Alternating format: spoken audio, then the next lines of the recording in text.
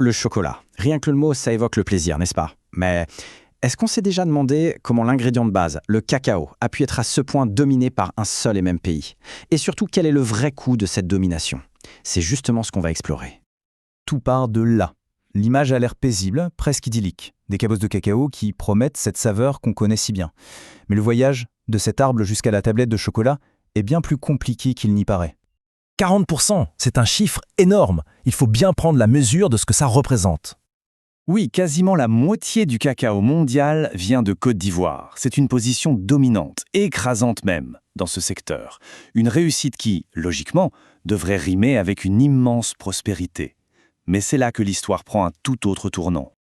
Parce que derrière cette success story se cache une réalité, disons-le, beaucoup plus amère.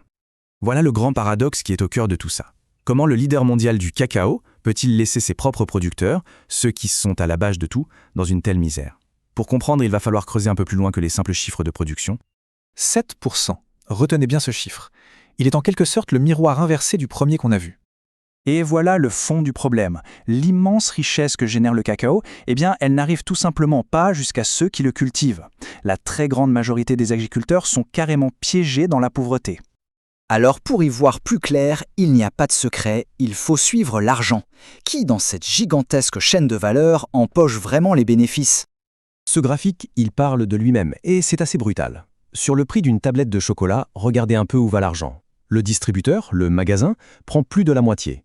Le fabricant, celui qui transforme les fèves, presque un tiers. Et tout en bas de la chaîne, celui qui a tout fait au départ. L'agriculteur, il touche seulement 5%. 5 petits pourcents. C'est infime. Et cette citation, elle met les choses en perspective à une échelle encore plus grande. 100 milliards de dollars par an. Et sur cette somme astronomique, presque rien ne revient à la source. Ce n'est pas un accident, c'est un déséquilibre total du système. Au départ, pourtant, il y avait une bonne intention. Un organisme d'État, la CAISTAB, avait été créé pour garantir des prix équitables aux agriculteurs. Mais regardez la chronologie. Le système a été complètement détourné.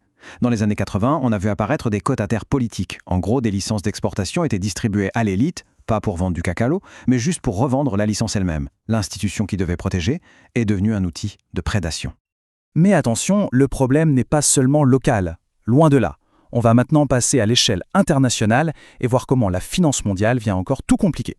Ici, il y a un concept clé à comprendre. La fausse facturation. Pour faire simple, c'est une technique qui consiste à tricher sur les chiffres, sur les documents d'exportation. Ça permet de faire sortir de l'argent d'un pays sans que personne ou presque ne s'en aperçoive. Des milliers et des milliers de tonnes de cacao quittent donc les ports ivoiriens. Sur le papier, leur destination est bien enregistrée. Mais comme on va le voir, entre le papier et la réalité, il y a parfois un monde. Et là, c'est l'illustration parfaite du problème. Regardez bien ces chiffres. La Côte d'Ivoire déclare exporter pour plus de 10 milliards de dollars de cacao vers les Pays-Bas. Ok. Sauf que les Pays-Bas, eux, ne déclarent en avoir importé que pour 4,3 milliards. La question est simple, où sont passés les presque 6 milliards de dollars qui manquent à l'appel ?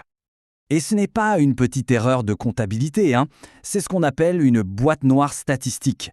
Un trou noir où des milliards de dollars peuvent tout simplement s'évaporer des radars fiscaux, privant le pays de revenus absolument cruciaux.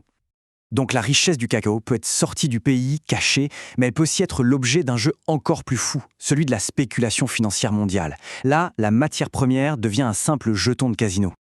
Pour bien comprendre ce phénomène, il faut s'intéresser à des personnages hauts en couleur, comme Anthony Ward. Son surnom, Chocolate Finger. C'est une référence directe à Goldfinger, le méchant d'un James Bond.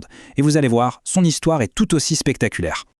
C'est un coup de poker digne d'un film. D'abord, en pleine guerre civile, Ward a stocké une quantité énorme de cacao, faisant exploser les prix. Et puis en 2010, il a refait un coup encore plus gros. Il a acheté à lui seul l'équivalent de 5 milliards de tablettes de chocolat. Le marché était pris à la gorge, les prix ont atteint des sommets jamais vus en 33 ans et son fonds a bien sûr empoché des profits gigantesques. C'est la preuve qu'à des milliers de kilomètres de là, un seul homme peut jouer avec la stabilité d'un marché dont dépendent des millions de vies. On pourrait se dire que ces histoires, c'est du passé. Mais est-ce que les mécanismes de fond qui permettent tout ça ont vraiment disparu? On a changé le nom. On a démantelé l'ancienne CAISTAB pour plus de transparence. Très bien. Mais son remplaçant, le Conseil du café cacao ou CCC, a montré des failles assez similaires. Perdre près de 280 millions d'euros en une seule saison à cause d'une mauvaise gestion, ça montre bien que les problèmes sont structurels. C'est ça. Le point crucial. Les chercheurs appellent ça un complexe État-marché. L'idée, ce n'est pas l'État contre le marché ou l'inverse. C'est une sorte de fusion où les élites politiques et les grands acteurs économiques collaborent, utilisant les outils de l'État pour leur profit privé. Et cette citation, elle résume tout. Le problème, ce n'est pas juste quelques individus corrompus, quelques mauvaises pommes. Non, c'est la nature même du système qui est conçu pour favoriser ceux qui prennent la richesse au détriment de ceux qui la fabriquent. Alors voilà, la prochaine fois qu'on tiendra une tablette de chocolat entre les mains, peut-être qu'on pensera à toute cette histoire. Au-delà du goût sucré, il y a tout un système. Et la question qui reste, c'est, sachant tout ça, qu'est-ce qu'on devrait exiger de ce simple plaisir du quotidien ?